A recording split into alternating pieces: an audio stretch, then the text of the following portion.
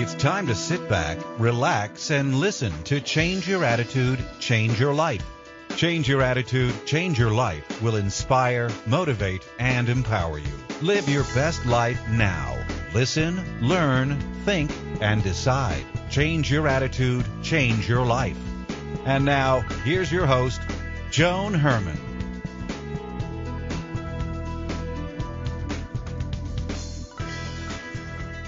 Welcome to Change Your Attitude, Change Your Life. I'm Joan Herman. Thanks for tuning in. Change Your Attitude, Change Your Life brings you interviews with some of the most inspirational and influential people in the world. It's our goal to educate and empower you so you can live your best life now. Thank you for taking time for yourself, and thank you for letting us be a part of your life. We have another great show for you today. Studies show that 92% of New Year's resolutions fail. According to today's guest, Jon Acuff, it's not because we don't start or try, it's because of perfectionism. We're our own worst critics, and if it looks like we're not going to do something right, we prefer not to do it at all. Jon is here today to share strategies that can help us have more fun while getting the job done. He's a New York Times bestselling author of 6 books, including his most recent, Finish, Give Yourself the Gift of Done. Jon has helped some of the biggest brands in the world tell their story, and he's been featured on national media, including CNN and Fox News, among others. Welcome, Jon. Thank you for joining us. Well, thanks for having me. So, Jon, most people will tell you that they seldom have trouble starting a project. It's the finishing that's another story, and I'm no different. So, what is it that happens to us when we begin something with zest, but soon fizzle out? Well, often we buy into popular sayings like just go for it, or step out in faith, or, sometimes you have to jump and grow wings on the way down. And so sometimes we just don't even plan the right way. Sometimes we overreach. I'll meet people that'll say, I'm going to start running this year. And I'll go, great. And they'll say, yeah, I'm going to do a marathon. And I'll think, have you done a half marathon or a 10K or a 5K, even just a K? Have you ever run a K?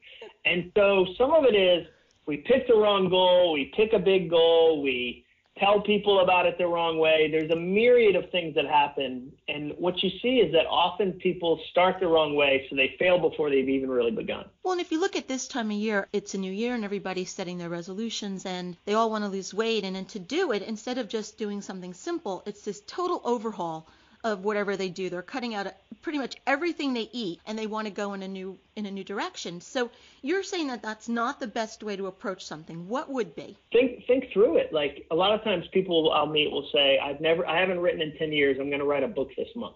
Mm-hmm. Or I've never counted calories. I'm going to do a complicated diet where I only eat beets. And it sets yourself up for failure. So I'm a much bigger fan of saying, here's something small I'm going to win on, and I'm going to do it a second month. You see, my big thing is I care more about your February than I do your January. I care more about your March than I do your February. But most of your listeners don't make New Year's resolutions. They make January resolutions. So if somebody said to me, here's my goal, I would probably try to find a way to make it small and fun and manageable in the hope that they continue longer than they usually continue. So if we take the pressure off of ourselves, then we have a greater chance of success. 100%. And you mentioned in the introduction, if we have fun with it, we have a greater chance of success. Mm-hmm. You see, the problem is most Americans don't associate fun with the word goal. If you say to people, name your 5 words you think of when you think of the word goal, they say hustle, discipline, grind, perseverance, willpower. They never say joy, laughter, mm-hmm. happiness. And we did a study. I partnered with a PhD because I wanted real data behind this discussion, not just, Instagram happy sayings. And we studied nearly 900 people for 6 months as they worked on their goals. And we found that if you make your goal fun, you're 46% more successful. Now, the problem is people think goals have to be miserable to count. So when somebody wants to lose weight, they'll tell me, I'm going to start running. And I'll say, do you like running? They go, I hate it. That's how I know it's good for me.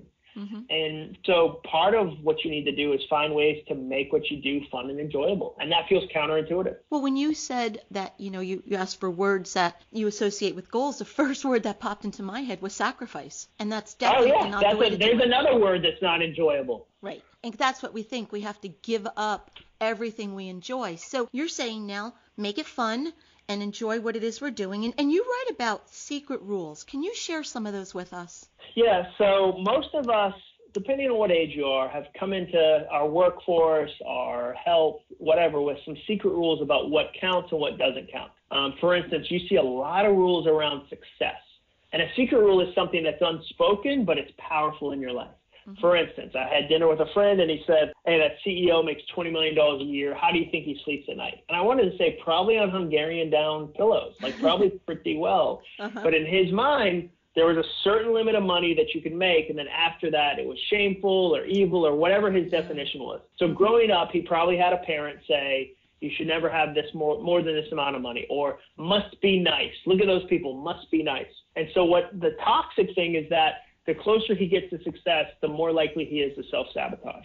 And we've all worked with people, and the phrase we usually say is they can't get out of their own way. And it's like right as they bring the boat back into the harbor, they drill holes in it and sink it to the bottom. And you see this across the board. I had a woman say to me, I feel like being in shape is immoral and too like show-offy. And she said, being out of shape is more humble. And she knew that was crazy. Like no one ever sees ranch dressing and goes, oh, look at the humility. Such a humble dressing. But in her mind, she associated being really in shape as being show-off or arrogant. And it doesn't have to be that at all. Your heart being in shape isn't an act of arrogance. That's crazy talk. But most of our secret rules don't exactly make sense. But if we're not careful, we live according to them without even thinking about it. Well, Jon, if it's something that we're not even thinking about, how do you work with your clients? How do you help people overcome things that they may not even realize they believe? Well, I mean, in the book, there's certainly a series of questions that you can kind of walk through. But one of my favorite hacks in life is relationships. And I think that one of the best things you can do for your goal is to have a connection with somebody that loves you enough to tell you the truth. So by that, I mean, they say to you, I think you're in a dangerous spot. Or you know what? The last 4 relationships, I feel like you've pulled out right at this one moment. Or, hey, your last 5 jobs, you blame the boss. And I think it might be some of your attitude, not the boss. And so a great way to kind of fast forward your goals, to secure your goals, is to have a relationship where somebody knows you enough and cares about you enough to help you see the truth. Jon, earlier in this discussion, you said that it's important to make mundane goals fun. Can you give us a tip on one way we can do that? Sure. There's 2 forms of fun that scientists kind of measure and study. The first is called a reward motivation, and the second is called a fear motivation. Now, an example of a reward motivation would be my friend Sam, who, if he finishes a certain project, allows himself to go see a matinee movie by himself. If you have kids, going to a movie without a kid is the most luxurious thing you can do in the suburbs. Like, it's an amazing experience. You buy one ticket. You don't have to leave for the bathroom 7 times. Like, it's a small reward. An example of a fear motivation is a deadline. We've all had a moment in our life where we got more done on Thursday because we had a deadline on Friday. So your job is to figure out which of those 2 things moves me. Is it the pressure of a deadline? Is it the pressure of a consequence? The other way they call it an approach motivation or an avoidance motivation. An approach motivation is, if I do these 3 things, I'll approach this reward. And avoidance motivation is, if I do these 3 things, I'll avoid this negative consequence. An example of that is if you go to the doctor and the doctor wants you to get in shape and the doctor knows you're reward motivated, she'll say to you, hey, if you get in shape, you'll be able to hike Cinque Terre in Italy with your wife and you'll have the stamina. Or, hey, if you get in shape, you'll be able to go on all the water slides with your son this summer because they have a weight limit. If she knows you're fear motivated, she needs to say, hey, if you don't get in shape, you're going to develop the same health consequences that your mom had. Now, a fun example of that from a fear perspective, I have a friend named David Hooper, and his business coach knew he's kind of fear motivated in a good way. Let's not use the negative word of fear. And he said, hey, give me 3 signed checks, and every time you miss a goal, I'm sending the politician you hate the most some of your money. And you better believe that motivated my friend to go, oh, no way is that happening. So part of the way you add fun is to understand I'm a reward person, so I need a small reward to keep me motivated. Or I'm a consequences person, so when my boss gives me a project that isn't inherently fun, I know that I need some, visibility, some consequences, so I'm going to volunteer and say, hey, every Friday I'm going to email the whole team and give them an update. And I know the pressure of that, knowing I'm going to send an email out, I don't want it to be empty will help inspire me all week to accomplish real work. And that's your sense of fun. You know, John, listening to you talk about this in context of our own personal approach, I'm hearing it as well. If you're a parent or a manager or a business owner, it's a great insight to have to be able to understand that about your family members, your spouse, your employees, and so forth. Oh, it's game changing. One of the most frustrating things as a manager, let's take that first one as an example, is when you try to motivate somebody with the wrong form of motivation. Like one of the hardest situations is when you have an employee you like and they're fun and they're talented and they're just making some mistakes. So you sit them down and go, hey, I'm going to paint a clear picture of the consequences of what could happen. And I don't want it to happen. And if they're not fear motivated, the threat of losing their job doesn't even faze them. And so you need to go, okay, they're reward motivated. How do I do that? Same with kids. If you've got a kid who is naturally community based and you say, hey, if you don't finish your homework, you don't get to spend time with friends, that will motivate them. If you've got an introvert kid and I say, hey, if you don't get your homework done, you're going to have to go to your room by yourself. Great. I love my room. I love by myself. So yeah, that's part of the biggest problem right now with millennials entering the workforce. I talk with so many CEOs that will say, hey, we don't know how to work with millennials. Part of the challenge is that 45% of millennials care more about workplace flexibility than they do salary. So the company says, we'll give you better money. And the millennial says, I want to work from home Tuesdays and Thursdays. And the company says, we'll give you better money. And they just miss each other. So yeah, it's almost like discovering that you've been talking English to somebody who only speaks Italian. And you go, oh, now that I speak Italian, things are so much easier. So yeah, it can really help parent situations and manager situations. John, how did you start doing this work? Was there ever a point in your life when you were not able to finish projects? Oh yeah. I mean, part of why I started this book was that there were two things that really inspired me. One, I had a book called Start a few years ago, and I had people come up to me and they said, hey, I like your book Start. It helps me, but I've never had a problem starting. Starting is the easiest thing in the world. How do I finish? And I didn't have an answer. And the second thing was I looked at my own life. I had, the joke I always tell, which is true, is it took me 3 years to do 6 days with the P90X exercise program. And, I'd read 10% of the books I own. And so I got tired of that in my own life. And so I wanted to say, okay, given my position as an author and a speaker and somebody who gets to kind of think through some of these issues, how do you finish? And that's, again, where I partnered with somebody who does research. It's given me great confidence in my own decisions, but also in helping companies. When a company says, well, we believe this, I can show them, well, here's what the data says. I love the emotional decision you're making, but here's the data behind it. I think you could tweak things. So that's kind of what inspired me. John, you built 2 kindergartens in Vietnam. Tell us about that experience. Yeah, so it started, I had a kindergarten-age daughter at the time, and she said, we were looking at a picture, a book, and there was it was a book about weather, and there was a picture of what happens during a drought. And it was a picture of famine in Africa. And there was a starving child. She said, but that's pretend, right?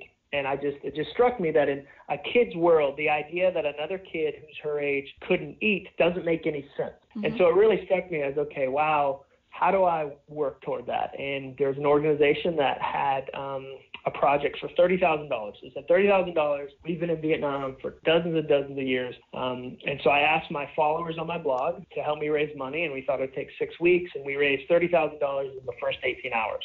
And so we realized we had kind of undersized the opportunity, and so we doubled down and raised another $30,000, built the 2 kindergartens, and my wife and I got to go open the kindergarten. And what was fun about it wasn't that we gave them a new building. We added a grade to the villages. Like the village didn't have a kindergarten wasn't a grade because they just couldn't do it. And so it was really fun, and it reminded me there's a lot of negativity around social media. There's certainly a lot of hate and it can be toxic, but it can also be really, really beautiful and really a united experience if it's united around the right thing. And that's such a great story because it really illustrates the power that we have when we all work together. Yeah, and the fun thing for me is that 99% of the people that gave will never go to Vietnam, the entire country. So it wasn't that they said, I have to have a personal connection. It was that they said, hey, I know this guy, John. He's been writing for a couple of years. And, we talk about the 18 hours, but the reality is it took me 18 months of doing a daily blog. And so it taught me about relationship. I've done a bunch of different projects. I work with CYACYL Farms, an organization in Nashville that helps women escape trafficking and prostitution. and they've been around for 20 years, which is 500 years in nonprofit terms. And they make amazing candles that are such high quality that Whole Foods sells them. And so I love getting to go support that. And ultimately, it grounds me also. You know, you can get tricked into thinking you're trying to be famous or trying to make a ton of money or all these different things that ultimately end up being kind of hollow, where knowing that we helped, you know, women around the world escape trafficking, or knowing that there's kids going to kindergarten, and it started with something that was really fun. Like, don't get me wrong, this was super fun. Going to Vietnam and seeing those kindergartens was fun. Like, I'm trying to teach my kids that kind of generosity is super fun. And I didn't believe that for a long part of my life. I thought spending money was mostly fun. And it is fun, don't get me wrong. I love to ski and do fun stuff. But, man, you give a Waffle House waitress a $100 tip because she's working on Christmas Eve, and that's fun. The book is Finish, Give Yourself the Gift of Done. If you would like to learn more about Jon and his work, you can visit his website, acuff.me. That's ACUFF.me. Jon, in our final moments, what's the takeaway? What would you like to leave our listeners with? I'd like to say that you have permission to work on a goal. You have permission to try. It's not special people or different people or perfect people that get to do this and you don't get to do. So I'd say you get to try, and you're also not too old or not too young. I think that's kind of two different sides of the same coin. I meet people that will say, I'm in my 50s, I'm too old. Then I'll meet people in their 20s that go, I'm too young, I don't have enough experience. And so I just say, not only do you have permission, but if you're breathing, you've still got time. Jon, thank you so much for being here with us and for teaching us ways to put the fun back into life, stop sacrificing, and get stuff done. It has been a pleasure speaking with you. Well, thanks for having me. This is Change Your Attitude, Change Your Life. Stay with us. We'll be right back.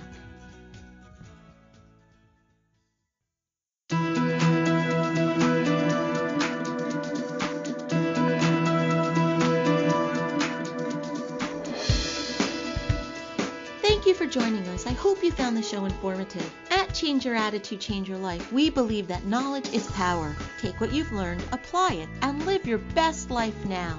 Remember that the information provided are the opinions of our guests and should never replace the advice of a professional who knows your personal situation. If you'd like more information, visit our website, CYACYL.com. While on the site, listen to past shows on demand, read our digital magazine, take part in the book club, check out our team, and be sure to follow the show on social media.